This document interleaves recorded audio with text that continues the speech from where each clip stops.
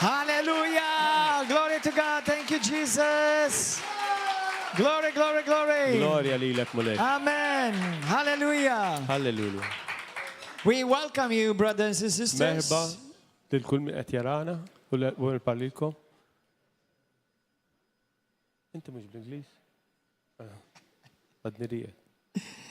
We want to welcome you, those of you who are following us from Pakistan, Merba dawk li qed issegwuna mill-Pakistan. from India, from India. Vogliamo dare anche il benvenuto a quelli che ci stanno seguendo dall'Italia. Dawk li qed jaraw mill-Italja. And those of you in the US, in the UK, L-Amerika. those of you who are following this service tonight. Tonight is two services and one. Il-lejla huwa tnejn It's our regular Wednesday night service, huwa dak li soltu nagħmlu kull nhar terba. but it's also the opening night for the Faith Explosion Conference. Huwa wkoll l-ewwel wieħed tal-konferenza Hallelujah. So tal-Fidi. I want you to shout the name of Jesus Għalhekk kulħadd jgħid l-isem ta' once again Ġesu. at the count of three. Ready? L-estima tlieta. 1, Wieħed, 2, nej, 3. tlieta. Ġesu. Jesus! Hallelujah. Grazie mole. So, we welcome you to the Faith Explosion Conference now. Għalhekk, issa ngħidulkom merħba l-konferenza tal-Fidi. Hallelujah. Amen. Amen. It's going to be exciting Sa tkun eċċitanti for those of you who don't know għal dawk minnkom the li ma tafux. timings. This week, we will be having several speakers. Il-ġimgħa għandna ħafna kelliema. Number one, tonight is the opening night. Il-lejla But il-ftuħ. tomorrow morning, Imma da fil-ħodu. those of you who are attending, Dawk li ġejjin be here by 9 o'clock. kunu għaw fid-disa. And from 9 till 9:30 there is prayer. U mid-disa u nofs hemm it-talb. And then every hour U mbagħad kull there is sija a different speaker. ikun hemm kellim differenti. There will be teachings on the Word of God Ikun hemm talim fuq il-kelma tal-Alla. from about between 15 to 20 people differently. Minn xi 20 ruħ differenti sa jkun hawn kelliema. Every morning there's going to be 3 different speakers. Kull filgħodu se jkollna tlieta differenti. We are also going to be having Pastore Nicole di Dibiase. Ukoll se jingħaqad magħna Pastore Nikola Con minn la grazia Puglia. di Dio saranno con noi fra poche ore nel nome di Gesù. And also we're going to be having there on the way as well Pastor Paul and Joe Norton from Ukoll UK. se jkollna magħna mill-Renju Unit il-Pastor Paul Norton u l-mara tiegħu. And I want to encourage you, don't miss this U conference. ninkoraġġikom timmissjawiex Don't miss il-konferenza. it. Timmissjawiex. Be blessed. Kunu mbirkin If you're biha. hungry, you're going to have 5 full days of teachings, Jekk inti bil-ġuħa l-mulej se jkollok 5 tiem mimlijin impartation, impartazzjoni manifestation of the Holy Spirit, u l-manifestazzjoni tal-Ispirtu where there will Santu. be people healed, Kun hawn nies li jfiqu, people delivered, nies li jinħelsu, people filled with the Holy Spirit, nies li jimtlew bl-Ispirtu people Santu, saved, nies li jiġu and people salvati radically changed u nies li jkunu Forever, mibdulin radikalment by the word of għal God, dejjem bil-kelma Talla and by the presence of God. u bil-preżenza Talla. Amen. Amen. So now are you ready? Għalhekk lesti Hallelujah. Hallelujah. Praise God. So let's pray. għajn nitolbu. Thank you, Jesus. Grazzi Ġesu.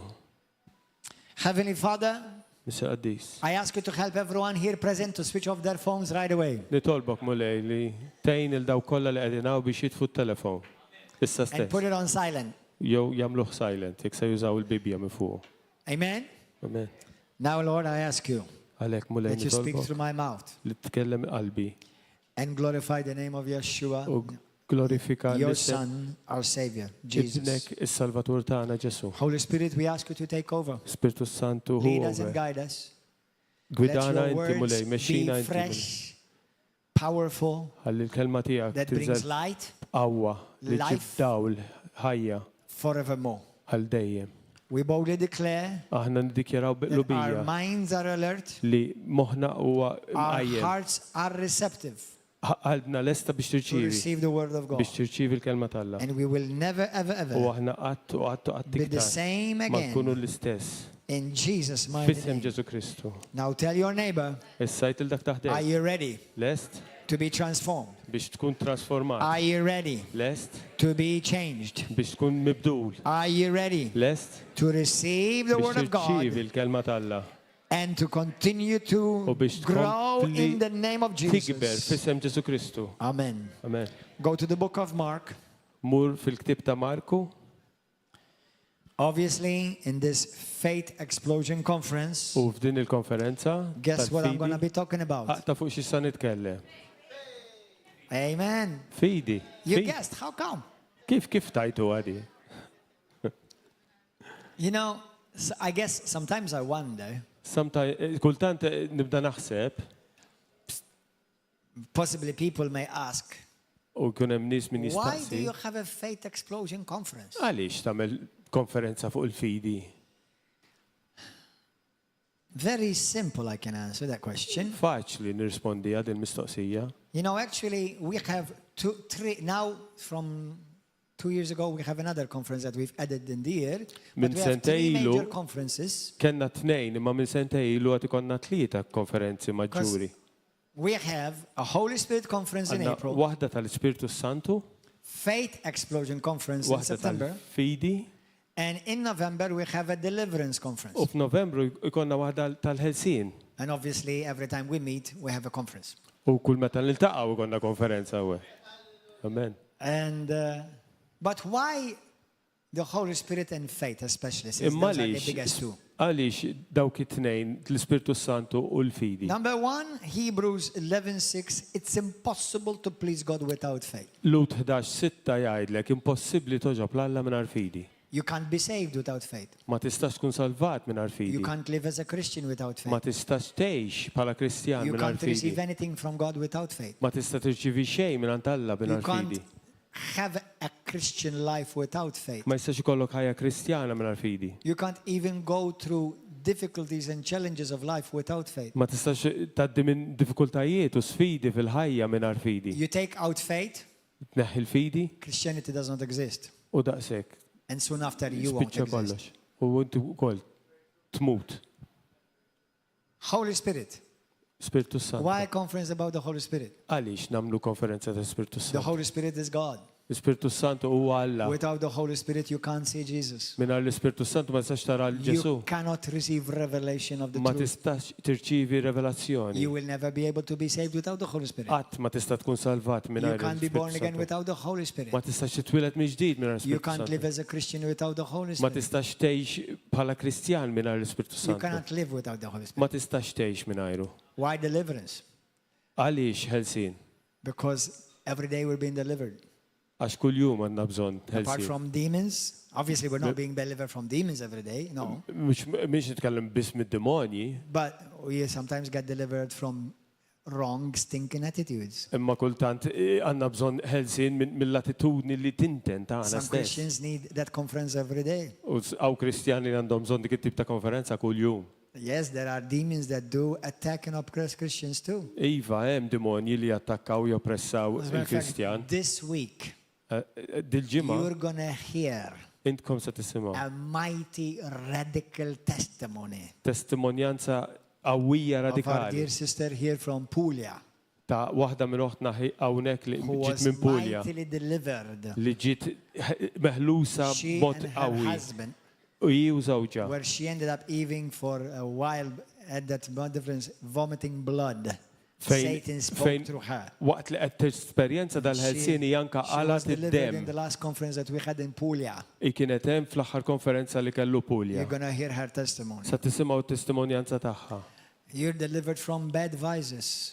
Minn vizzji, tiġi meħlus minn vizzji, So- ħżiena. We have been delivered in the Spirit once and for all, Aħna fl-ispirtu għal darba l-dejjem but ġejna there's meħlusa. also a constant deliverance. or Imma hemm being set tip ta' free from ħelsin jibqa' dej il-inkollu. wrong attitudes, Attitudni ħżiena, wrong ideas, edejat ħżiena, delivered from traditions, ħelsin mit-tradizzjoni delivered from ħżiena, wrong beliefs. minn twemmin ħażin. So I believe that those are 3 major truths in Christianity Għalhekk jiena nemmen dawn huma tlieta maġġuri that you need to veritajiet be well equipped fil-Kristjaneżmu in. li għandek bżonn tkun taf. And interestingly also, U interessanti wkoll why about faith? Why faith? għaliex fidi. If you noticed, about, if not all, but about 98% of the times, Jekk innutajtu 98% drabi that Jesus rebuked his disciples or he's rebuked his people even in the Old Covenant. Li Ġesu ċanfar il-disċipli tiegħu lill-apostli dawk That's li what kienu he jgħixu rebuked fl-Antik them Testament. about. Fuq dik u For lack ċanfarhom of faith. li ma kellhomx fidi. There are many Christians till this day. Aw ħafna Kristjani sal-lum If stess Jesus had to come to their church, li Ġesu jiġi fi-knisja tagħhom they will either kick him out jew tuħdaq ta' u jitfgħu because they will il-barra accuse him, we don't like this faith business. u jakkużaw li tal-fidi ma toġobhom xejn. Even though the Bible says when the Son of Man comes, will he find faith upon the earth? Hekk kif il-kelma tal-la tajt, meta l-liben tal-la jiġi sa jsib fidi Amen. fuq din l-art. So that's why we have these conferences, Għalhekk ikonna daw so il-konferenzi. that you are equipped. Għalli inti tkun armat. You can't be a Christian. Ma tistax tkun Kristjan. You can't please God Ma tistax toġob lill-Alla if you don't understand jekk ma tifhimx how to operate by faith. kif topera fil-fidi. Faith is Fidi your life hija ħajtek in this life. f'din l-ħajja. So you must know how to operate well in faith. Għalhekk tkun taf kif topera tajjeb fil-fidi. Everything that you touch and do in this life, Kull ma tmiss u kull ma tagħmel you f'din have to ħajja do it by faith. tittamela bil-fidi. Sometimes Kultant even forgiving is by faith. anka li taħfer huwa tip ta' fidi. We've talked about it quite a bit lately, but we're always going to talk about it because it's the number one hindrance of many U Christians. tkellimna fuq di milux imma sa nerġgħu nitkellmu fuq għax din hija xi ħaġa li ħafna Kristjani jaqgħu fiha. Do you know that if you live by faith, you'll never be offended? Taf li jekk tgħix bil-fidi qatt ma tista' tiġi offendut? Do you know that if you live by faith truly, you will never have a problem forgiving and letting go? Taf li jekk inti tgħix bil-fidi qatt ma se jkollok problema biex taħfer?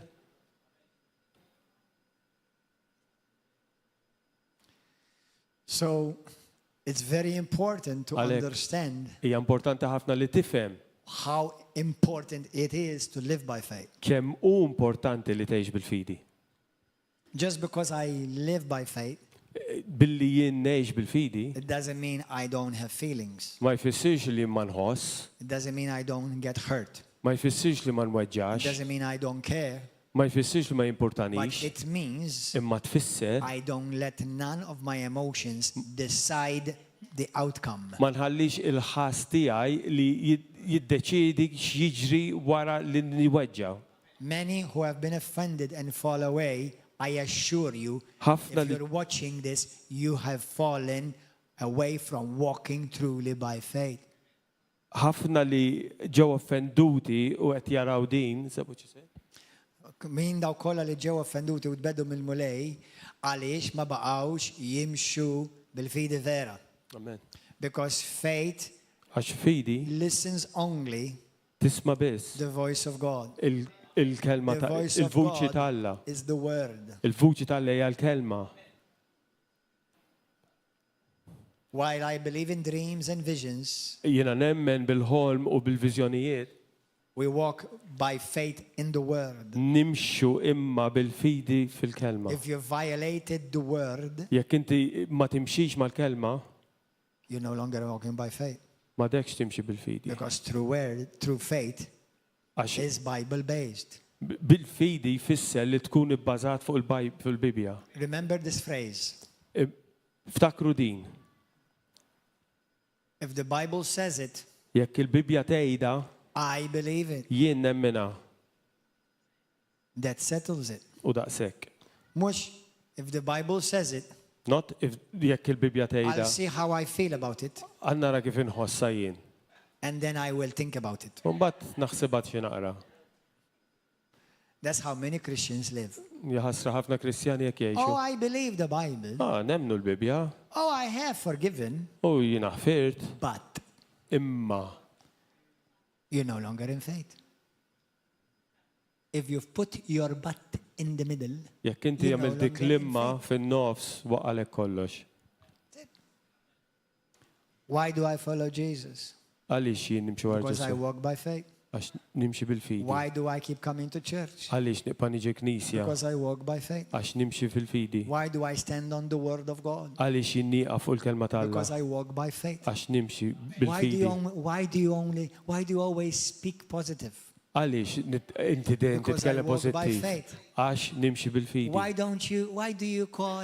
don't you say, just admit how things really are? Għaliex ma tajċu tammetti l-affarijiet kif Because I huma speak vera? by faith. Għax jiena nħares biss My bil-fidi. language, Il-lingwa my tiegħi, breathing, il-nifs tiegħi, my life il-ħajti is faith. hija fidi. Faith is a lifestyle. Fidi hija lifestyle. And today we want to talk about U llum se nitkellmu how faith kif il-fidi has an attitude. għandha attitudni. Now don't get that wrong. Issa I'm tifmu not nix talking about ħażin. having a stinking attitude. Minn xi tkellem fuq attitudni li tinten X'kien dik ħarġet in-naġa. tan-naġa. The sheep. Do you understand? Tifmu?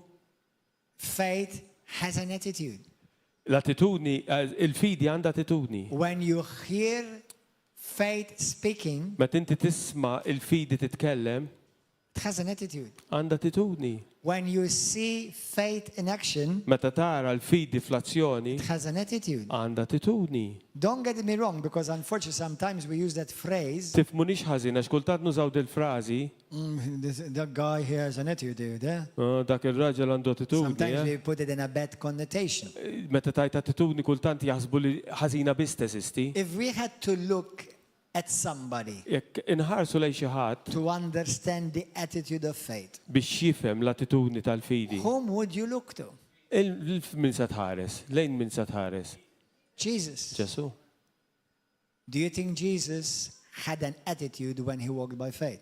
Taħseb li Ġesu kellu attitudni meta mexa bil-fidi? What kind of attitude? X'tip ta' attitudni kellu? Amen. You see, because I've learned and Għax I've jiena seen in my life u rajt f'ħajti many Christians ħafna Kristjani who may know the formula, li jafu l-formula but they don't know the true attitude of how faith speaks and operates. imma ma jafux l-attitudni vera kif il-fidi titkellem u topera. Are you understanding something so Qed far? tifhmu xi ħaġa? Go to book of Mark 9, Morru Mark verse 14. 9 vers Leggete 14. nella vostra Bibbia da Marco 9 fino al verso 14. Verse 14 verse 14 min Mark. Vers Read it in your own 14. Bible. And when he came to the disciples, he saw a great multitude around them and scribes disputing with them. Immediately, when they saw him, all the people were greatly amazed and running to him, greeted him. And he asked the scribes, "What are you discussing with them?" When one of the crowd answered and said, "Teacher, I brought to you my son who has a mute spirit. And wherever it seizes him, it throws him down, he foams at the mouth, gnashes his teeth, and becomes rigid. So I spoke to your disciples, and that they should cast it out, but they could not." He answered him and said, "O faithless generation, how long shall I be with you? How long shall I bear with you? Bring him to me." Read that in Maltese, 19. Okay, from verse 14. Oh, verse 19. Okay. Ja nies bla fidi għalilhom Ġesu. Kemm sandum ma'kom? Kemm sandum nissapportikom? Ġibu li qudiemi. Then they brought him to him. When he saw him, immediately the spirit convulsed him, and he fell on the ground and wallowed, foaming at the mouth. U resqulu quddiemu l-ispirtu malli lemaħ lil Ġesu beda jħabtu lawnu lem bir-rawa fħalqu. And he asked his father, "How long has this been happening to him?" Xi kemm ilu jagħti hekk? And he said, "From childhood." Staqsa Ġesu, missieru minn xkunitu. Now, this is very interesting. Many people don't realize that most of the demons that enter in your life they have entered when you were a child. Ħafna nies ma jafuwiex di, imma ħafna mid-demonji li jitlu fin-nies jitlu fihom meta jkunu għadhom tfal. So, not everything is ADHD. Għalhekk mhux kollox huwa dik il-famuża issa kollox ADHD.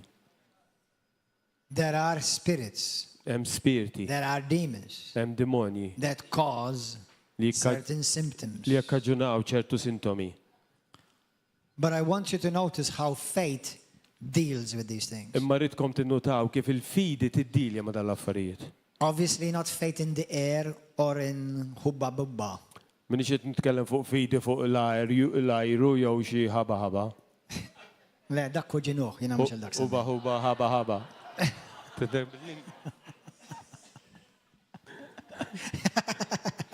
Insomma, da ta' New Age li.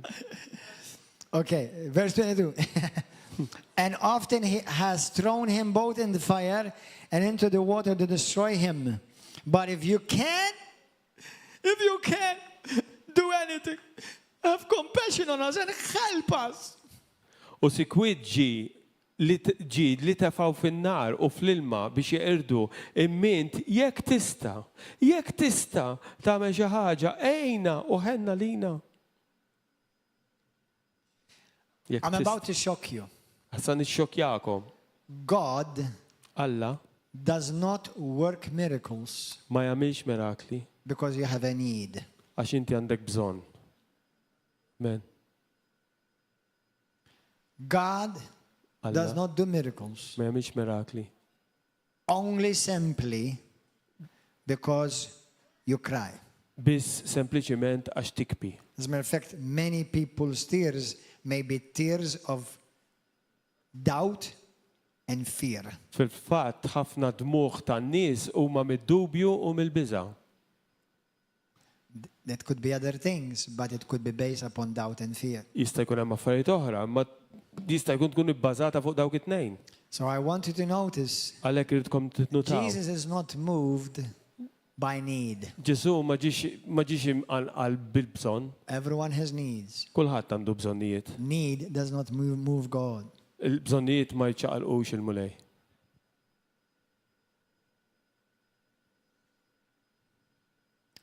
But if you can do anything, have compassion on us and help us.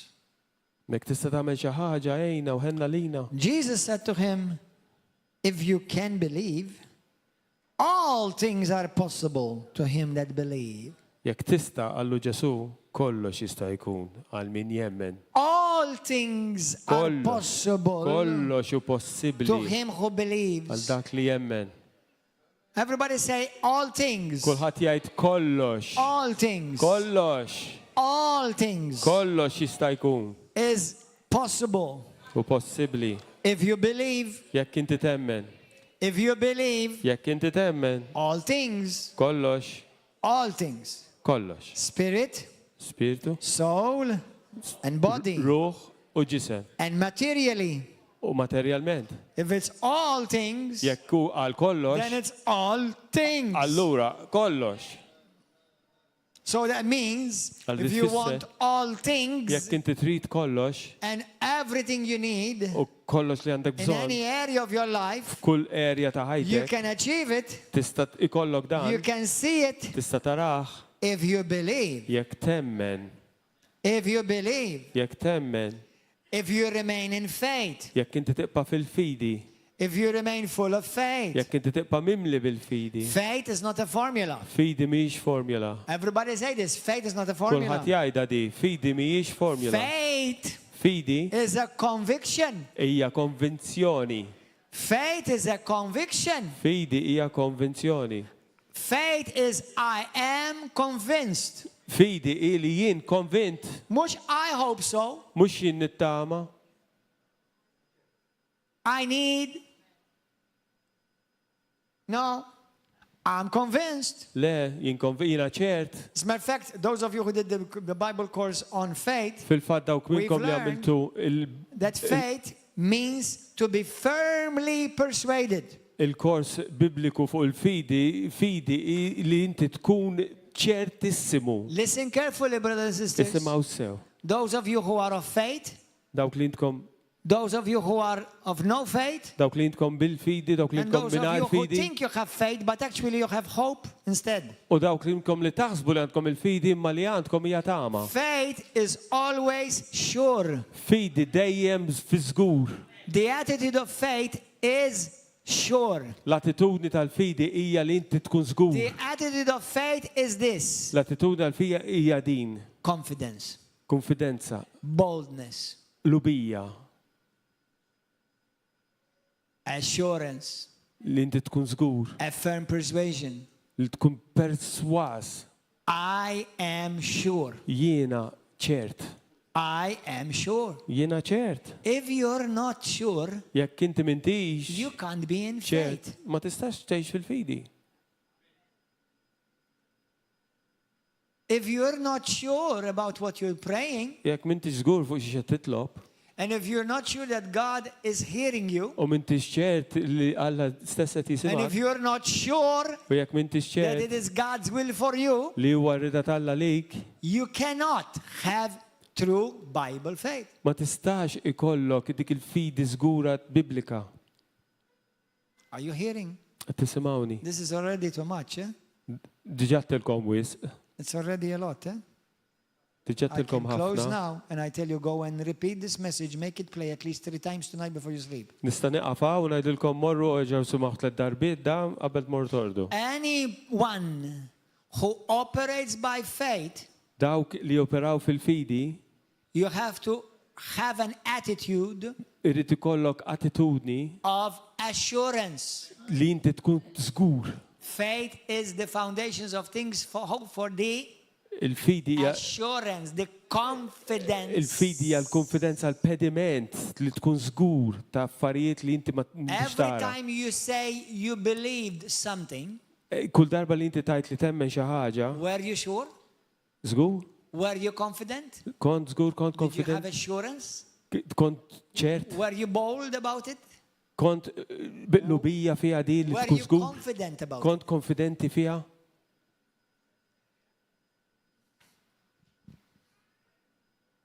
That's the faith that pleases God.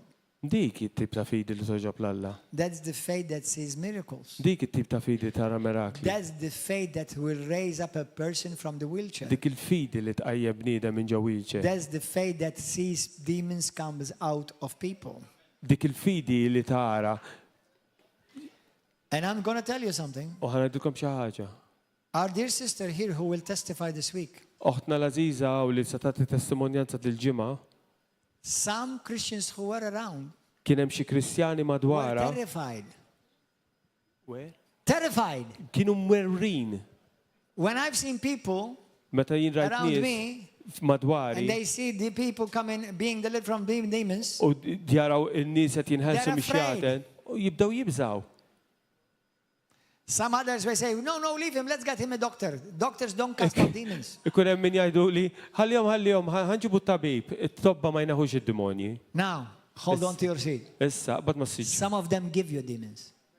Hemm minnhom bid-demonji. Especially if you find somebody who will mock your faith of Jesus Christ. Speċjalment jekk inti tmorru xi tabib u jibda jitmejjel bil-fidi li inti għandek fi Kristu. Now there are good doctors and thank God for them. Għaw tobba tajbin u grazzi mulej għalihom. And there are doctors who love Jesus too, thank U God. għaw tob grazzi mulej li jħobbuh il-Ġesu. But you'll notice it from their attitude. Imma tkun taf mill-attitudni tagħhom. A true Christian who is a man of faith or a woman of faith, Kristjan ta' vera li huwa raġel jew mara tal-fidi, you'll notice their attitude. tkun taf mill-attitudni tagħhom. When they speak, Meta jitkellmu, listen carefully. isimgħu sew. When a man of faith speaks Meta by raġel faith, really, tal-fidi jitkellem bil-fidi, I'm about to shock you. sa nixxukjak. I'm about to stir up some demons. Sa nħawwad xi They're ftit called the religious xjaten, demons. dawk tar-reliġjon. This is only the beginning of the conference, U dan okay? għall-bidu tal-konferenza. So don't give up yet. Għalhekk, taqtax qalbek minn issa. When a man of faith Meta raġel ta' fidi speaks by faith truly, jitkellem verament bil-fidi. you're no longer hearing the man, you're hearing God. Inti dak il-ħin m'intix tisma' dak ir-raġel, qed tisma' lil-Alla. How does God speak? Alla xi jitkellem? With an attitude B'attitudni of certainty, assurance, li jkun boldness, and confidence. ċertissimu, biqlubija, fidi. Do you know that's in the Bible, not me? I'm not making it up. Da mhux qed ngħidulkom jien ta' da kollu miktub fil-Bibja. But when I hear certain Christians, Meta nisma' jiena ċertu I Kristjani, know naf. They're not in faith Li about what mhumiex- they're praying. Mhumiex fil-fidi. The Bible says in James 1, if you're considering something else other than what you're believing, you can't be in faith. Il-Bibja tajt f'ġagbu wieħed li jekk inti tikkonsidra xi ħaġa oħra li mhix fil-fidi, inti m'intix fil-fidi. You can't have half faith. Ma jistax ikollok nofs fidi. Now, where does our confidence come from? Issa l-konfidenza tagħna minn fejn tiġi. Where does our boldness come from? L-lubija tagħna minn fejn tiġi. Where does our attitude L-attitudni tagħna minn fejn tiġi. of boldness and confidence come from? Ta' konfidenza u Let's lubija continue minn to fejn read. tiġi. Ejja nkomplu naqraw. So Jesus says to this father, if you can believe, Allora Ġesu qal lil dan missier jekk inti temmen, if you can believe, jekk all things tista' temmen are possible. kollox possibbli. Well, he only means that in the spirit.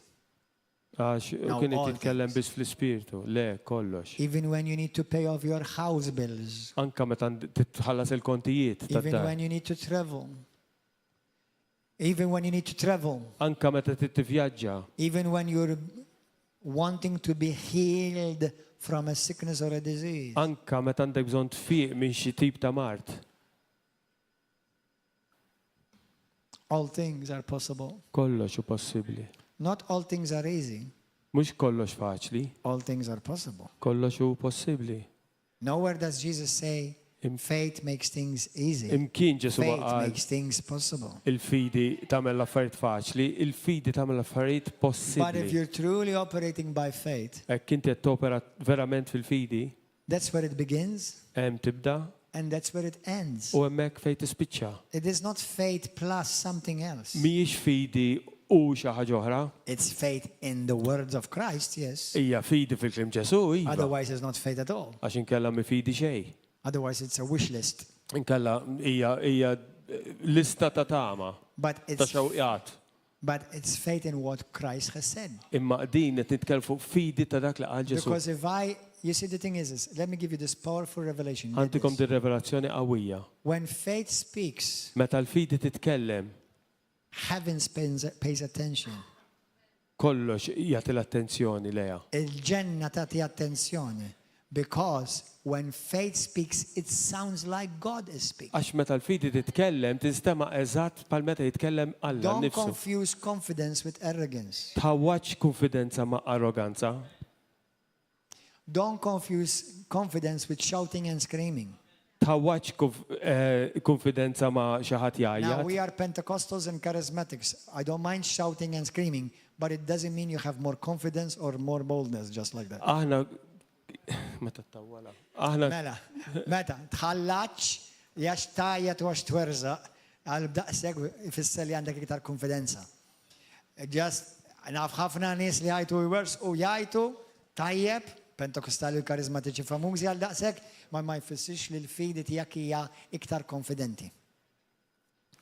Confidence, your confidence il-konfidenza tiegħek is in knowing hi li tkun taf that if God said it, li hekk Alla qala He said it can't return back to him without bearing, Oh, accomplishing what he has meant to il-kelma accomplish. tajt li l-kelma li ju jgħid ma tistax tmur lura vojta qabel ma tagħmel dak li għandha tagħmel. If God said it, Jekk Alla qala it cannot ma not come to pass. tistax ma tiġrix. It cannot not come to pass. Ma tistax l-affarijiet ma It jiġrux. cannot not come to pass. Ma tistax. Why? Għaliex? Because God is never going to stand being accused that what he said, he lied. Għax Alla qatt ma jista' joqgħod hemm u x-xitan jgħidu li inti kdibt. But make sure you're operating in faith. Imma tkun żgur li inti topera Because fil-fidi. then the Bible says, if you're double-minded, Għax imbagħad il-Bibja tajt jekk inti you can't ħsibijietek mhux expect to receive anything wieħed from ma tista' God. tistenna li tiġivi xejn mingħand Alla. So you have to be confident. Għalhekk tkun konfidenti. Your faith is fixed. Il-fidi tiegħek tkun fissa It's assured. u tkun żgura. It's bold. Lubija, It's settled. setiljata. It's rested. Mistrieħa. Mistriħa. It's not worrying. Mhijiex li toqgħod tinkwieta. It's not scratching its head. Mhux qed tħokk rasa. It's not pulling the hair. Mhux qed tiġbed xara. Brother, did you always walk by faith?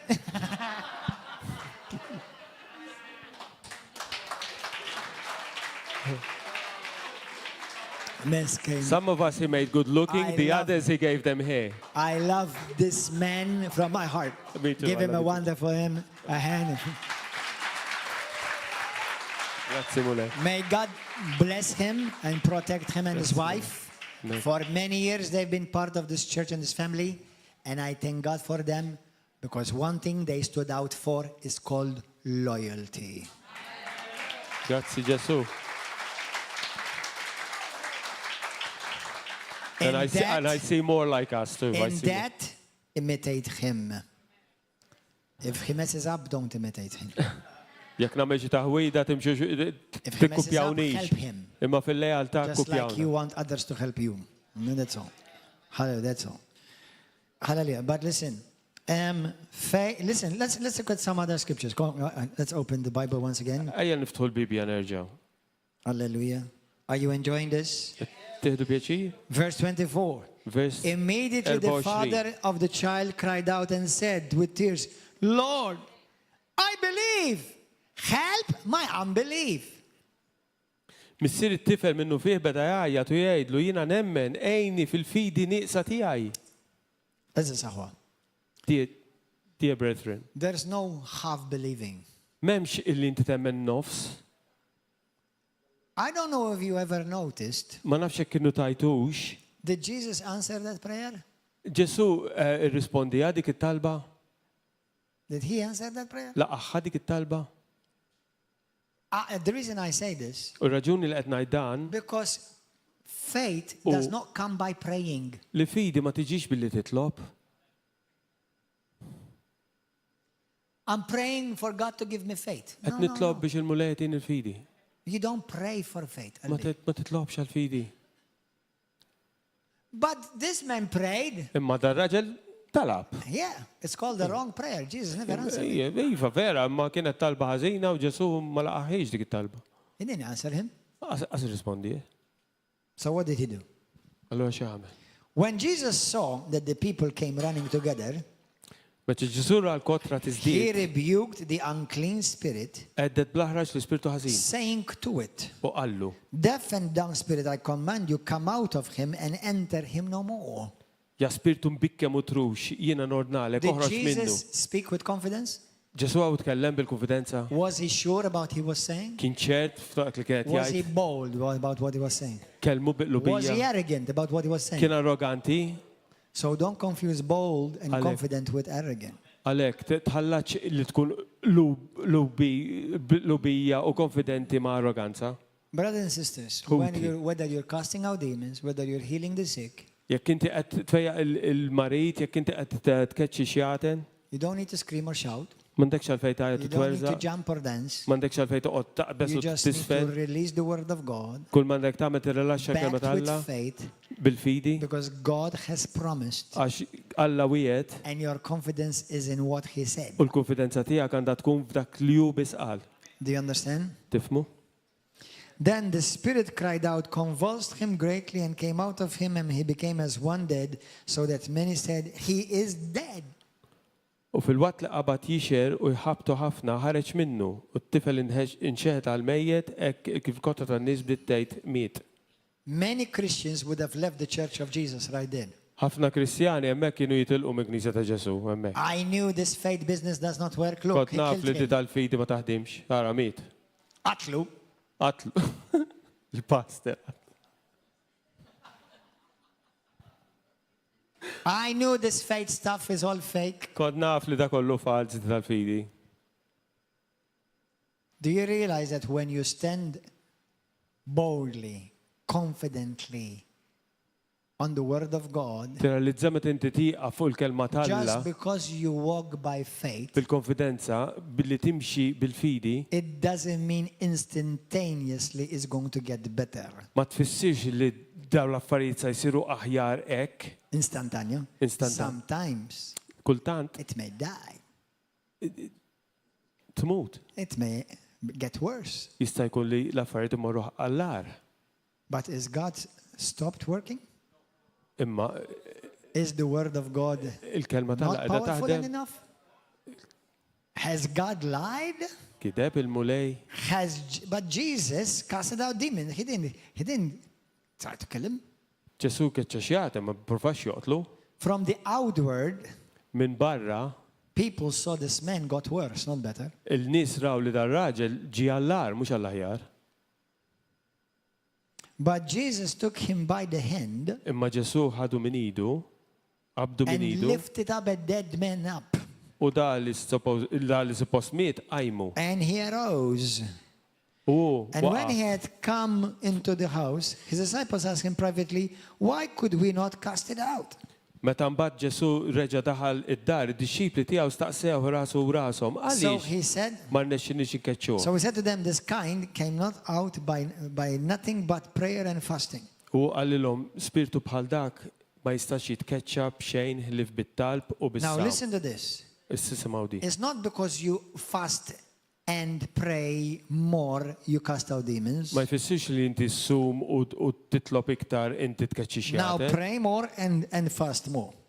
Għalhekk itolbu iktar u sum Jesus iktar. said, my disciples will fast. Ġesu qal id-dixxipli tiegħu isumu.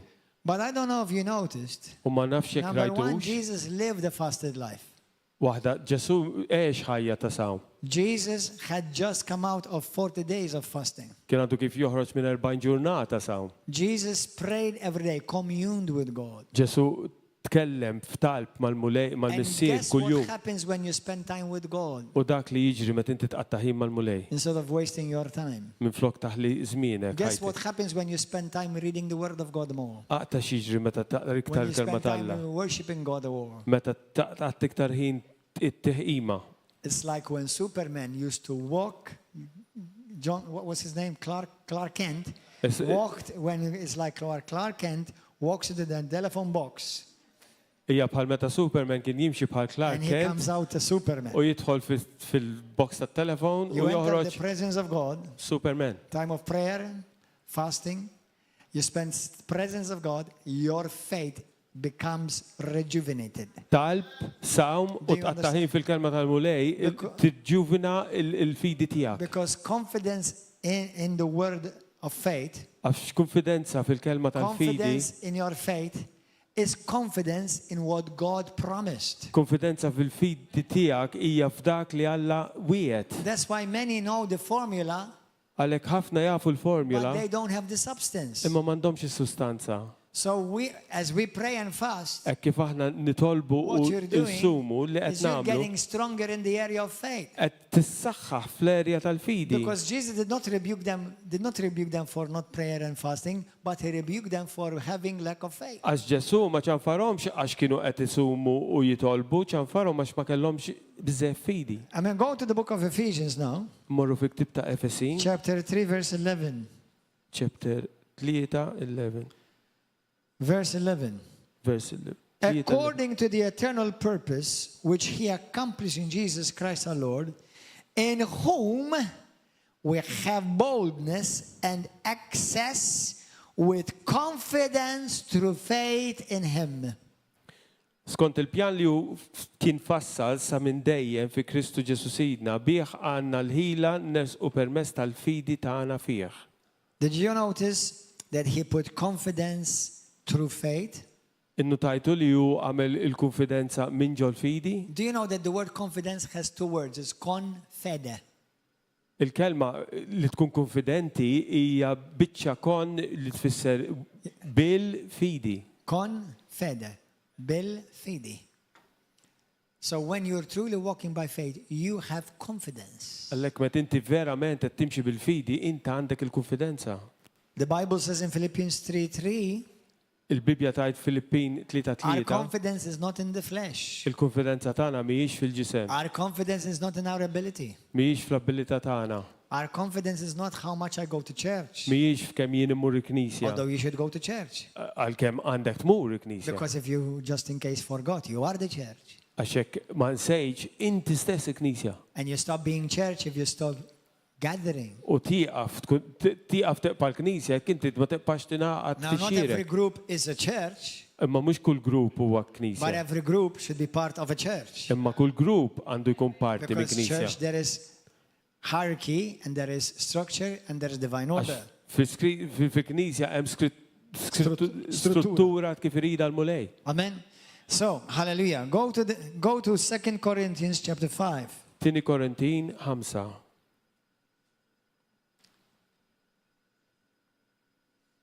You said there are gatherings and there are church. Every church is a gathering, but not every gathering is a church. Hemm laqat u hemm Knisja.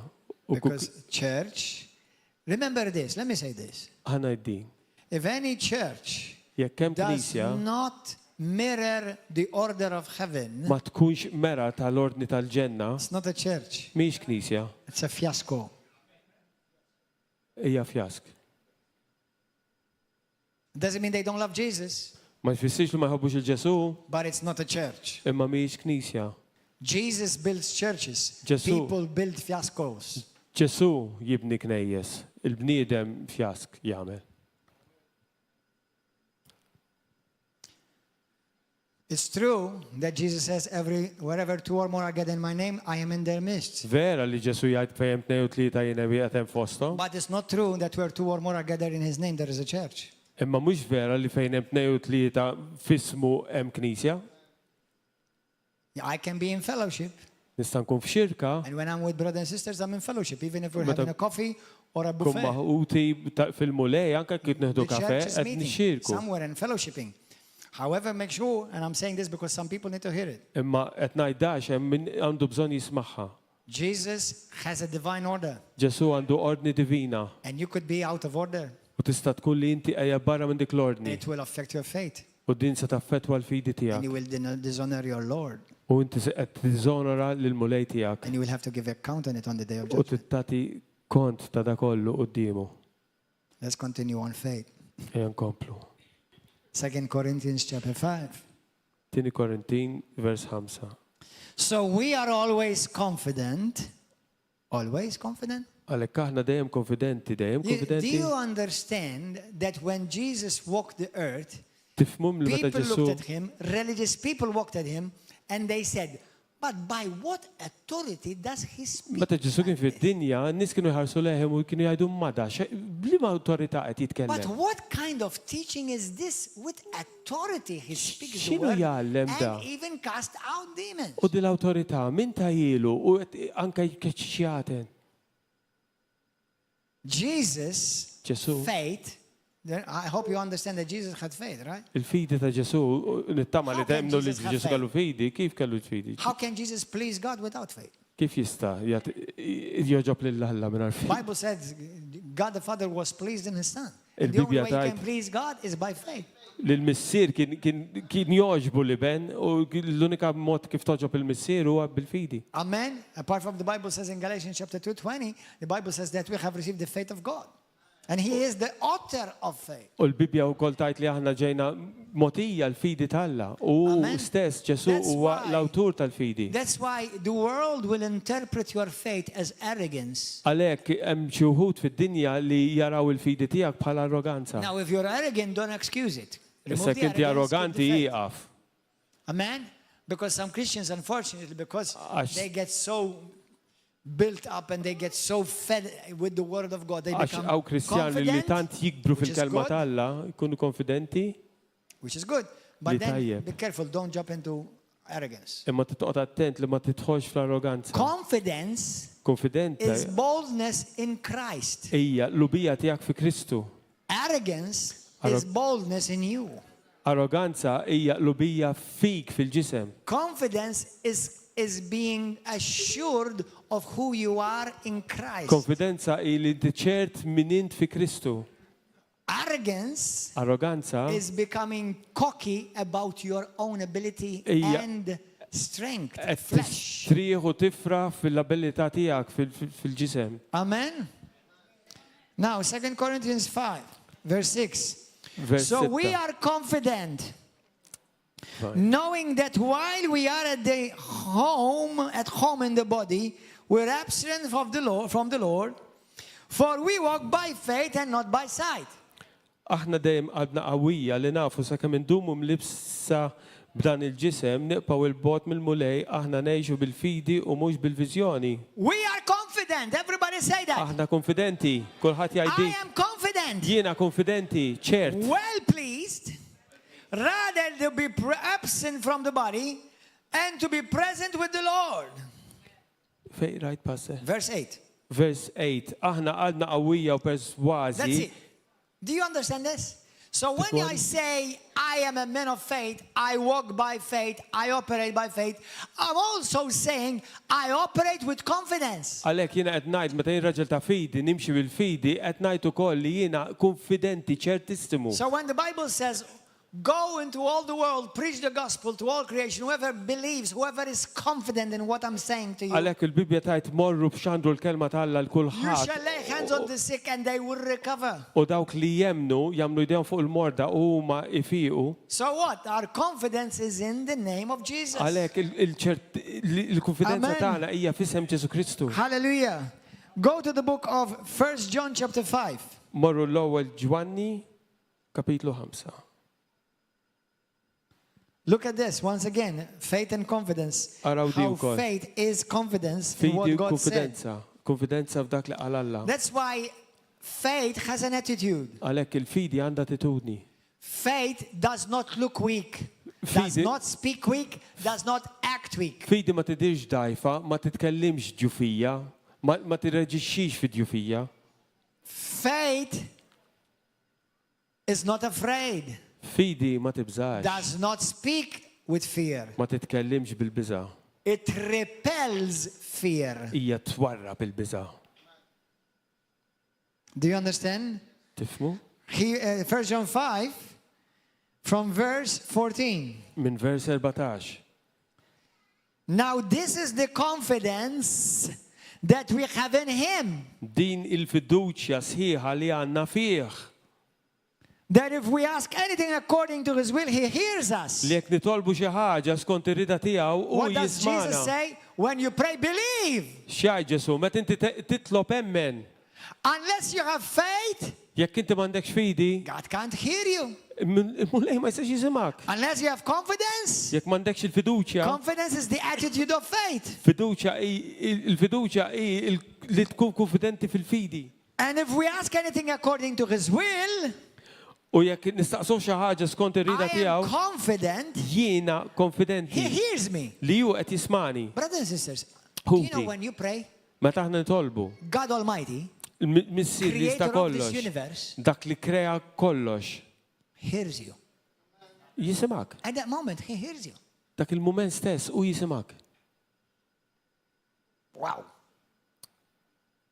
You know, many people feel very blessed Ħafna nies iħossuhom when bil-kien, when I call them and say, oh, Pastor, I'm so grateful. Meta- I'm so honored you called me. meta nċempillhom jgħidu li kemm ninsab Thank you, grat u Pastor, for onorat li hearing ċempilt li. me. I don't want to take your time, but I'm so grateful you heard Grazzi me. Pastor li smajtni. Max naħodlok il-ħin tiegħek imma smajtni. Aħseb wara when God Almighty hears you. Imagine how good it is when Almighty God hears you. Hallelujah. People get impressed because I hear them.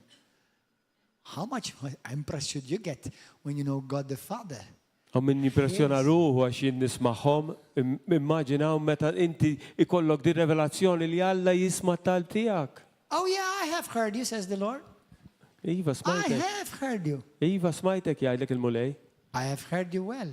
Smajtek sew. And you don't need to ask again. U mandekx għalfej terġa All you titlobni. need is now thank me. Li issa Because tittamel it u is done, says the Spirit of the living God. tiringrazzjani. It is done. Lesta. It is done. Lesta. But keep looking at me. Imma ħalli għajnejk Keep bis looking fuqi. at me. Ħalli għajnejk bis Keep fuqi. looking at my word. Keep Ħalli seeing għajnejk my bis word fuq il-kelma tiegħi. that is working within you. Il-kelma li qed taħdem fik. For I have heard you. Għax jiena smajtek, But now you must believe that I have heard you. immissa inti temmel li jien Do smajtek. not let doubt creep in. Tħallix id-dubju Do not jidħol. let fear knock on the door. Tħallix id-biża tidħol. Ignore all symptoms of fear. Tagħtix każ is-sintomi ta' biża'. Ignore all symptoms of doubt. Tagħtix każ dawk is-sintomi ta' For they dubju. rob you of my blessings. Għax huma se jsirqulek il-barka Says the tiegħi. Spirit of God. Jgħid l-Ispirtu tal-Alla. For I have heard you. Għax jiena smajtek. I have heard you, my son. Smajtek ibni. I've heard you, my Binti. daughter. Smajtek binti. I've heard you. Smajtek. And I am working. U jiena qed naħdem. And it is happening. U din qed jiġri. You think that nothing has happened? Inti taħseb li xejn mu That jiġri? nothing is moving? Inti taħseb li xejn mu Just because jiġġala? you don't see anything yet? Għax minn tixtara But I will open your eyes. imma jien niftaħlek għajnejk. Even in the coming days, Anka fil-jiem li ġejjin. says the Spirit of God. Jgħid l-Ispirtu tal-Alla. And I will give you a glimpse U jiena ntik ħiel of what I am doing, ta' dak li qed nagħmel. of what I am working. Ta' dak li qed naħdem. Oh, hallelujah. Glorious things are coming. Affari glorjużi You've ġejjin. been through harsh times. Inti għaddejt minn żminijiet ħorox. You've been through difficult times. Inti għaddejt minn But diffikultajiet. you remained faithful. Inti bajt fidil lejja. You remained faithful. Inti bajt fidil. You kept your faith. Inti żammejt And il-fidi surely tiegħek. I will not deny you. U jiena żgur li min issa And I niċdek. will make sure U jiena nagħmel żgur that what I have promised, li jien wettek it will come to you. jiġi lejk. As a matter of fact, it's coming to you. U fil-fatt ġej It's on the way lejk. right now. Issa You stess. just keep praising me, Iqpa faħħarni. keep thanking me, Iqpa and ringrazzjani. keep standing. U iqpa Keep jiqaf. standing. Iqpa wieqaf. Hallelujah. Do not listen to voices around you. Tismax dawk il-vuċijiet Don't be madwarek. distracted. Tkunx tħallix minn For the ifixklek. enemy always comes Għax l-għadu dejjem jiġi to present you an alternative. biex jippreżentak xi ħaġa oħra. Don't listen. Tismawx. Listen to my word. Isma' biss il-kelma Listen to tiegħi. what I've promised. Dak li wet. Now, since you have believed, Issa, la darba I inti have jemmint, acted. jiena And my rreġiċejt. word is working. Il-kelma tiegħek qed taħdem. Yes, it's done. Iva, See it. ara, See it. ara. Hallelujah. Halleluja. And give me praise. Tini, Oh, hallelujah. Some of you are going to see mighty great surprises għandkom għaw minnkom għaw se taraw sorpriżi kbar. in the season that is coming. Fl-istaġun li ġej, You who have remained unmovable, inti li ma you ċaqlaqx. have made a choice not to be moved. Inti għamilt lażla li ma You have made a tiċċaqlaqx. choice not to be distraught. Inti għamilt lażla li ma You who have wanted to give up, but you stand still rrid tiċċedi minn and tiqpajt. you stood strong. U għadek għaw b'saħtek. Do you think I have not seen that? Forsi inti taħseb li da ma You think I'm rajdux. going to ignore that? Taħseb li inti da sa For ninjorax. I'm faithful. That which I've promised you, Għax jiena you shall see. fidil f'dak li wettek, You inti shall taraħ. see. Taraħ. Yes, it shall see. You shall see it Iva, inti taraħ. because it's happening even now. Għax qed jiġri issa stess. Oh, hallelujah. Halleluja. There are people talking about you right now. Għam nies qed jitkellmu fuqek issa There are stess. there are some who are even talking about how to bless you. Hemm min qed jaħseb kif se There are jbirkek. people that are talking about how to promote you. Hemm nies li qed jitkellmu fuq kif se jpromovuk. I'm even speaking into the ears of some U to jiena- come and bless you. Qed inkellimhom fuq dnejhom biex To jiġu come u and promote you. jbirkuk.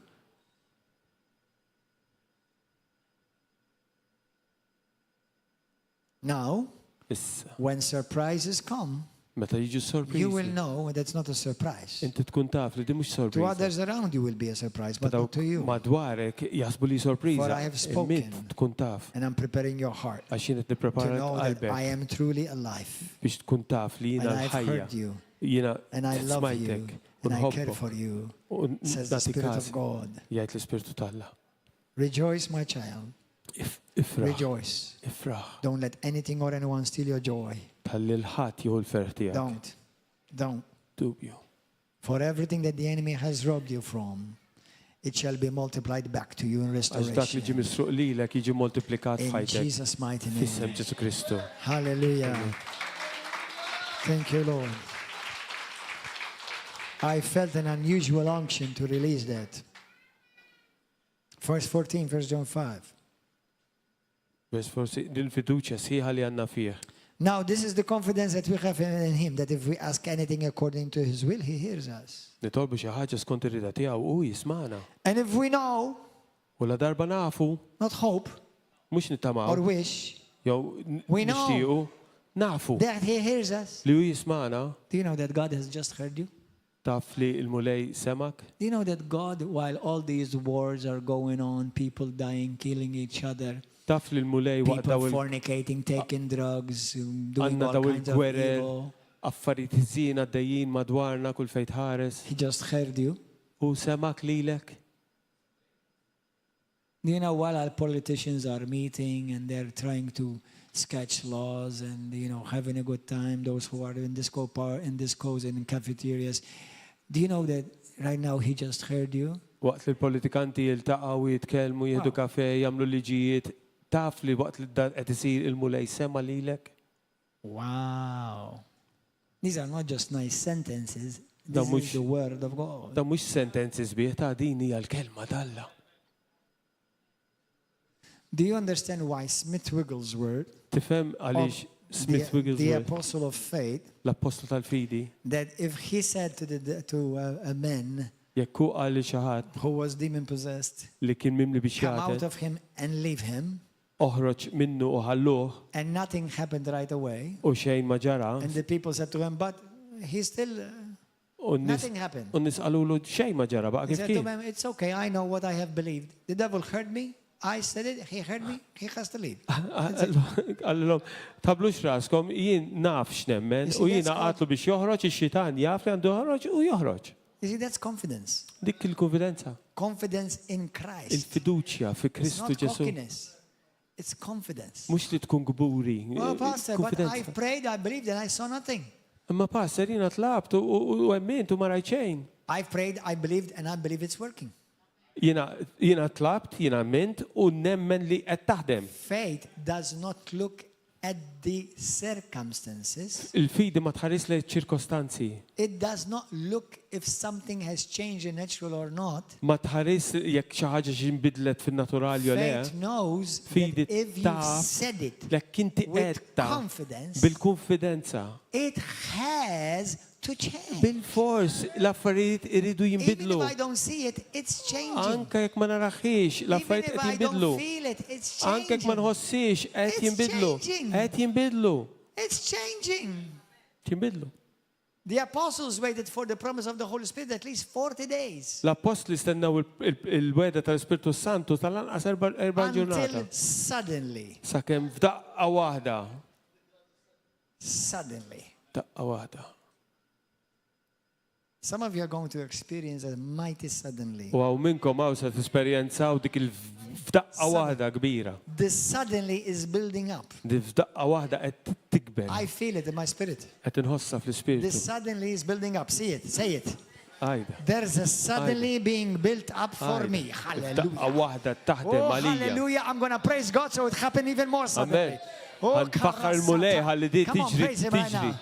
Oh, Faħruh hallelujah. There's a il-mulej. suddenly. Toħ tifħir il-mulej. There's a suddenly that's going to happen for me. Hemm dik il-fdaqqa waħda li sa tiġri f'ħajti. Cancellation of debt. Daqqa As waħda- sudden somebody pays for your bills. As F'daqqa waħda sudden xi ħadd ħallas il-kontijiet. that pain leaves you and you wake up Daqqa without waħda any more pain in your dak body. l-uġieħ telqek. As sudden your ears will start hearing perfectly. Daqqa waħda tibda As tisma' sudden sew. where you will no longer walk with pain in your knees or in your Daqqa back. waħda tibda As timxi u dak suddenly l-uġieħ it's minn happening, kubtejk it's tela. working. Qed tiġri, Hallelujah. qed taħdem, halleluja.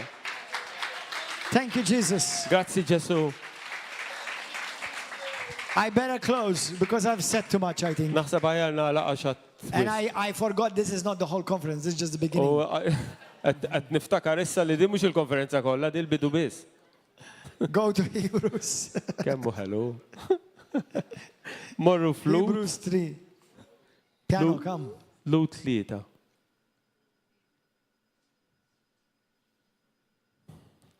Hallelujah. Are you excited? Eċitati? Are you blessed? Eċitati? Imbirkin? I'm Come on, blessed. eċitati? Imbirkin? Yes, Lord. Halleluja. Are you going to walk with confidence out of this place? Għatibdaw timxu bil-konfidenza, When bil-fidi. you say, when you release the word of God, Met inti tillaxxa minn fommok when you know il-kelma that talla. you've prayed according to His will, Met inti tkun taf li inti tlabt skont ir-rida tiegħu. His will is for you to be saved, Il-rida tiegħu hu li inti tkun salvat, is for you to be healed, li inti tkun to infejja, be delivered, li inti tkun to be meħlus, blessed, li inti tkun to be fil-mistrija, a history maker. li inti tkun dak li tikteb l-istorja. Hallelujah. Let's finish with the scripture. Hebrews chapter 10, Hebrews 10. Verse 35. 5. 35.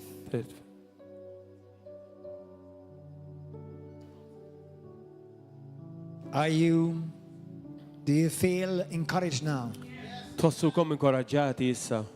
Faith has an attitude Fidi għandha attitudni of confidence, ta' konfidenza, of boldness, ta' of qlubija assurance. li inti tkun But what skur. makes you so sure? Imma inti kif inti ċerta? Excuse me, wrong question. Skużi, ta' staqsejtni mistoqsija Who żejna. makes you so sure? Min jagħmilni ċert? Who makes you so sure? Min jagħmlek ċert Who daqshekk? makes you so confident? Min jagħmlek Who konfidenti makes you daqshekk? so bold? Min jagħmlek mimli qlubija hekk?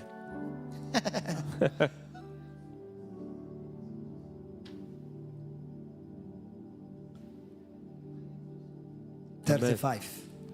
35. Therefore, Mela?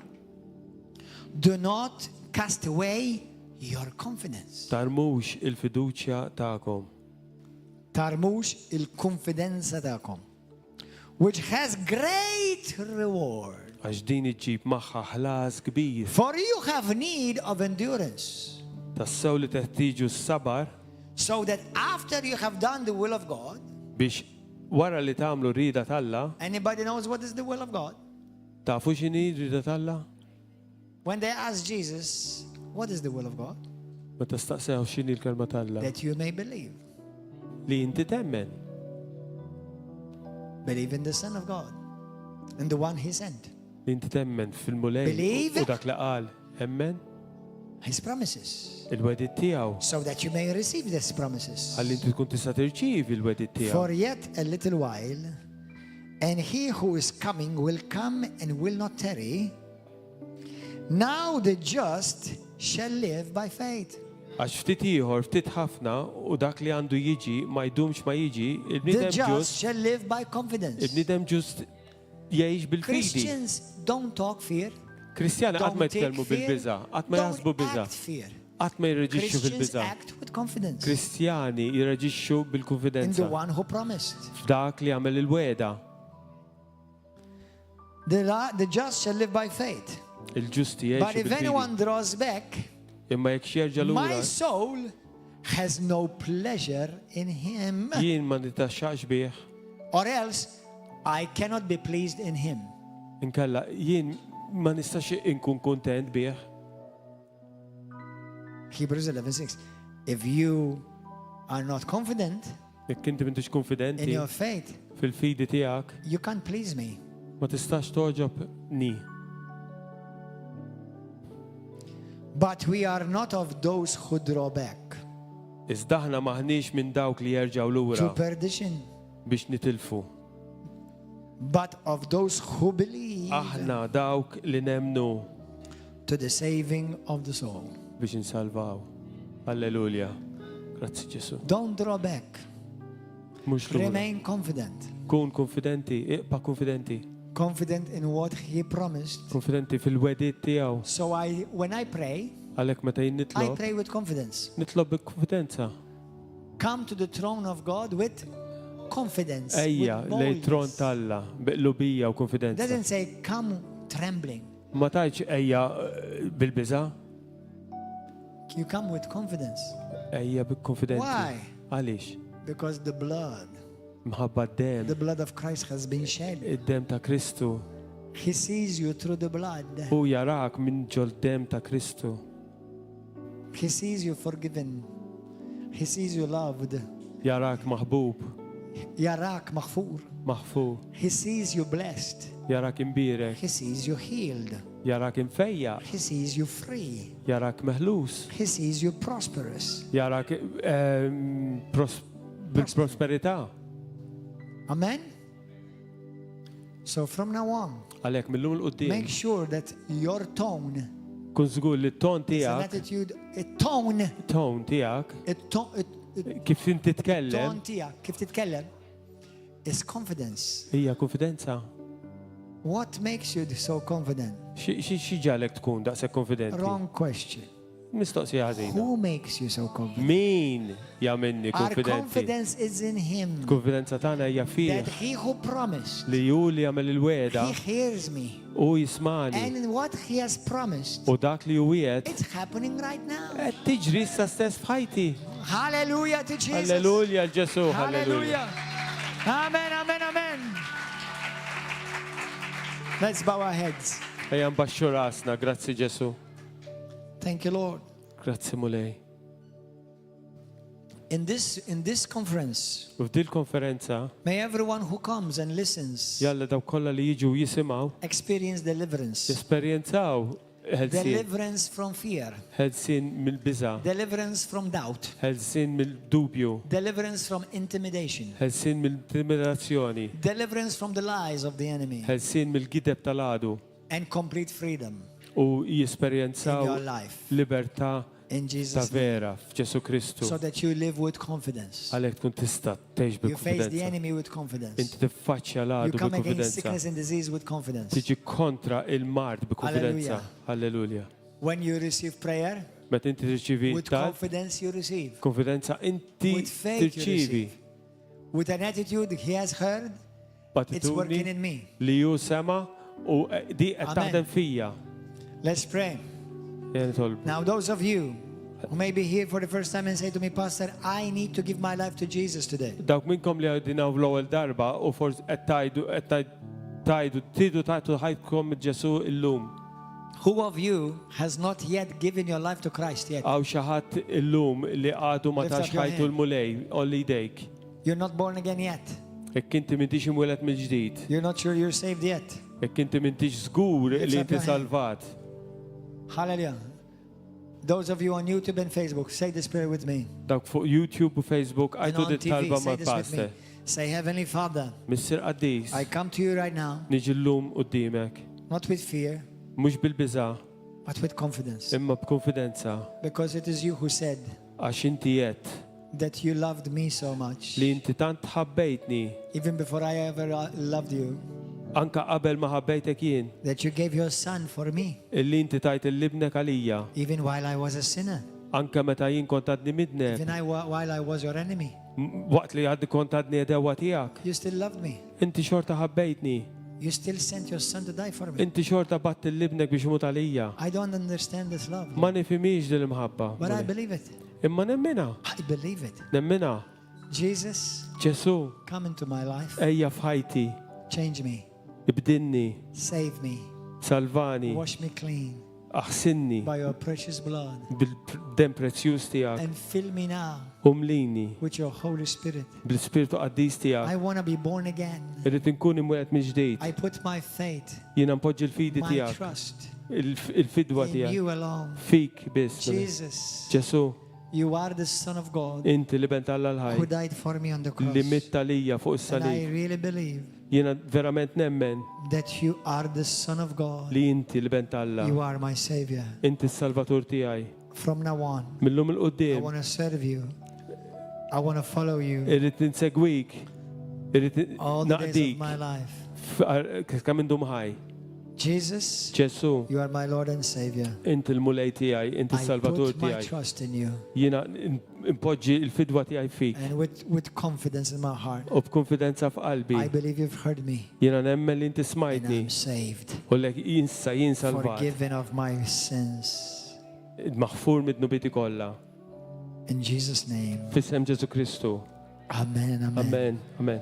Now, those of you who need healing for your bodies, Issa jkaw minn li għandkom bżon fej għan lift up your f'ġisimkom. hands or extend up by your chair. Ollu jdejkom u If you umu need bil-wifqa healing. fej s-sidġu ta'kom. Those of you on YouTube or Facebook or TV, Forsi qed tarawna fuq there's no television. distance. Memx Come distanza. forward quickly. Those of you on TV, on Facebook or YouTube, if you need healing in your body, Dawk li qed tarawna fuq il-medja soċjali jekk għandkom bżon fej għan f'ġisimkom. there was a time, one day, there was somebody who came to Jesus and said, my servant is severely ill. Kien hemm darba ġara illi ġi wieħed Jesus, fuq għallu All you il-qaddej need to tiegħi do marit is just say the word, u and għallu my servant will be healed. għajd bis kelma waħda Jesus did not even go.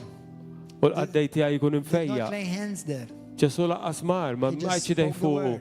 u għal il-kelma biss. And the centurion believed it. U hekk kif hu emmen. And from miles away, U f'mili l-bot, the faith of that person here il-fidi ta' dak ir-raġel qaw healed a person miles away. fejqed dak liħor li kien mili l-bot. You may be miles away from this place right now, Inti jista' jkun li bħalissa minn diġaw qiegħed ħafna l-bot. but you're not 1 inch away from God. Imma inti biss pulzija daqs pulzija rbot Faith minn is in your Alla. heart. Fidi f'qalbek. God is for you and not against you. Alla għalik mhux Let's all kontrik. Ejja nqum ukoll bil-wifqa. If you need healing, Jekk għandek bżonn if fejqan, you need a miracle, jekk għandek bżonn miraklu, number one, let me assure you, sickness and disease is not from God. natsigurak illi il-mart mhuwiex minn Alla. Hallelujah. Now, whatever you need healing for, Dak li għandek bżonn Say part this ta' with me. fejqan, say this with me. għajdi miegħi. Say, Father God, Mr. Qaddis, I believe you want to heal me. jiena nemmen li inti titfejjaqni.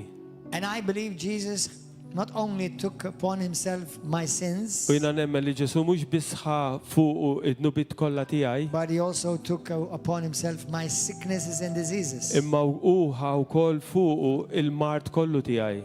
Jesus could have been killed instantly, Ġesu seta qatluh instantanjament. and I would still have been saved. U jiena xorta kont ikun salvat. But he went through all that suffering and beating Immu għadda minn dik il-passjoni kollha so that I could be healed from my sickness and diseases, biex jien inkun imfejja minn kull mart kollu tiegħi. so that, as the scripture says, Hekk kif tajt l-Iskrittura, in those stripes upon his back dawk id-daqqiet li juħa fuq daru would be an exchange kienu qed jiġu mibdula for me to be healed. biex jien inkun imfejja.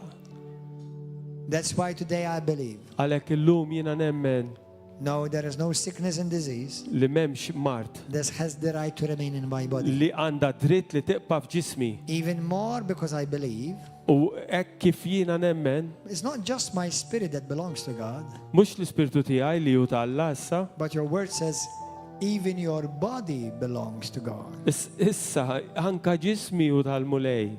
My body is a temple of God. Ġismi issa huwa tempju tal-Alla. And you told me U inti qed li to glorify God in this body. biex niglorifika l-missier f'dan il-ġisem. I cannot glorify you with sickness and disease Jiena ma nistax niglorifika jekk immarit. because they're not from God. Għax dawn mhumiex minnek I mulej. glorify you in health and in healing. Jiena niglorifikak minn fejja u kun san. So, Lord Jesus, Għalhekk Ġesu, now issa I stand in agreement with your word jiena wieqaf u naqbel By mal-kelma faith and qaddisa confidence tiegħek u bil-fidu u that konfidenza healing is flowing in me right now. li l-fejqan qed jaħdem fija issa stess By faith, bil-fidi. I boldly declare Jiena niddikjara bil-lubija, I am healed. jiena mfejja, I am healed. jiena mfejja, I believe the healing power of God jiena nemmen It's fil-qawwa flowing in me. tal-fejqan tal-la qed taħdem fija. in Jesus' name. Fissem Ġesu Kristu, I rebuke sickness jiena nċanfar and I take Il-mart. authority over every disease u nieħu kull awtorità and fuq every kull pain in mart my body. u kull uġieħ I f'ġismi. command it to leave my body Jiena now. nikmandah jitlaq issa In stess. the mighty name of Jesus. Fissem qawwi ta' Ġesu I Kristu. don't accept this. Jiena di ma It's naċċettaħiex. not my portion. Mhix il-porzjon tiegħi. If Jesus took it for me, Jekk Ġesu ħada I fuq, don't need to carry it anymore. jiena m'għandix għalfejn ġorri iktar. I believe this. Jiena nemmen di. I lift up my hands Jiena nolli idejja and I thank you. u ngħidlek grazzi mulej. I'm healed Thank you Ġesu from the top of my head li jiena to the bottom mfejja soles of my feet. minn fuq rasi sa I iħta am saqajja. healed. Jiena I'm mfejja not going to doubt it. minn issa niddubita, I'm not going to be afraid. minn issa nibża. I believe it. Jiena nemmena. Now, from now on, Lord, Għalhekk issa millum I il-qudiem ask you to mulej. give me wisdom. Jiena nitolbok biex ittini l-għaqal. So if there's anything which is not good for my body Lef biex jekk hemm xi ħaġa li jien qed nagħmel li mhix tajba and is għall-ġismi contributing to my pain or sickness or disease, u qiegħda ġġalni li jiena nkun marit u fil-fluġieħ, then I ask you to show me, to give me wisdom. għalhekk nitolbok mulej tini l-erf u urini. Holy Spirit, show me. Spiritu Santu urini.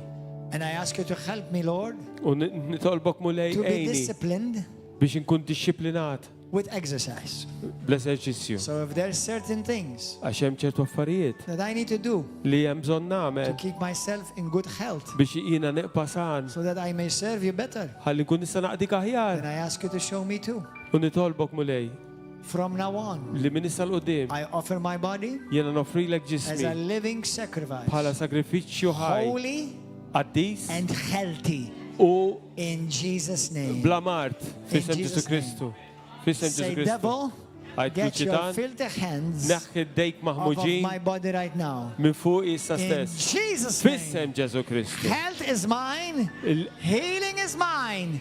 Is-saħħa hija tiegħi, il-fejqan huwa tiegħi, jiena b'saħħti, jiena In the san. name of Jesus. F'isem Ġesu Kristu. Hallelujah. Hallelujah. Hallelujah. Hallelujah. Grazzi mille. Amen. Amen. Thank you, Lord. Grazzi mulej. Now, as you go home, Issa kif tmor lejn dar, as you go about your daily work, hekk kif tmor għax-xogħol filgħodu, although I'm expecting every one of you to be here even during the day, għalhekk u ma nittama tkunu għaw kollha your kemm intkom. job is, thank you, Lord. Xogħolok hu, grazzi mulej, The healing power of God is flowing in me. għax dik il-qawwa tiegħek mulej Thank you, Lord, that healing is mine. tal-fejqan huwa tiegħi qed jaħdem fija. This sickness and disease has no power over my life. In Jesus' name.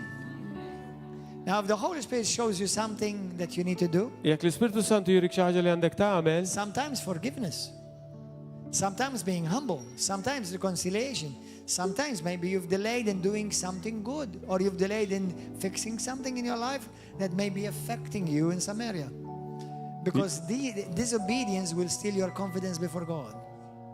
jekk inti ma tagħmilx l-affarijiet kif għandek tagħmilhom skont il-kelma God tagħna, does not love you less, disobbedjenza but it will mess up your confidence. Alla mhux se jħobbok inqas, Are you understanding? imma se taħdem kontra l-konfidenza fil-fidi tiegħek. Amen. So, as long as, you know, Lord, I've done what you've asked me to do.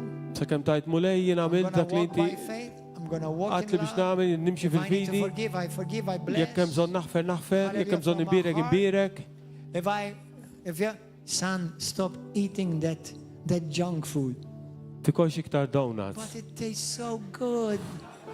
Imma dak tajjeb.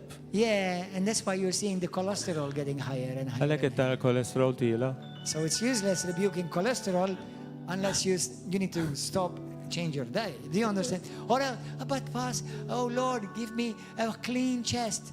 Give me fresh air. Yes, remove cigarettes. Ma mulej tini sidri kun tajjeb, ma jkollix katarru, pejjeb. God gives us healing to be healed, but wisdom to remain healthy. Alla jtina il-fejqan biex ikunu mfejqa, imma jtina l-erf biex tibqa' mfejqa. Amen. Amen. And maybe we'll talk about it this week, but do you know that even anxiety and fear makes you sick? U forsi nitkellmu fuq, ma tafu li anka l-ansjetà u l-biża tagħmlek marit, tmardek. That's why the Bible says if you walk by faith, you overcome the world. Għalhekk il-Bibja tajt, jekk inti tgħix bil-fidi, inti teleb id-dinja. Halleluja. Are we ready? Lesti? Hallelujah. Halleluja. Come on. Faith is the victory. Faith is the victory. Oh, glorious victory that overcomes the world. Faith is the victory. Faith is the victory. Oh, glorious victory that overcomes the world. Faith is the victory. Faith is the victory. Oh, glorious victory that overcomes the world. Oh, faith is the victory. Faith is the victory. Oh, glorious victory that overcomes the Hallelujah. world. We'll see you tomorrow morning. Narawkom And we'll see you fil-ħodu. tomorrow evening. God bless you. Il-mulej God bless you. ma'kom. Halleluja, jbirikkom.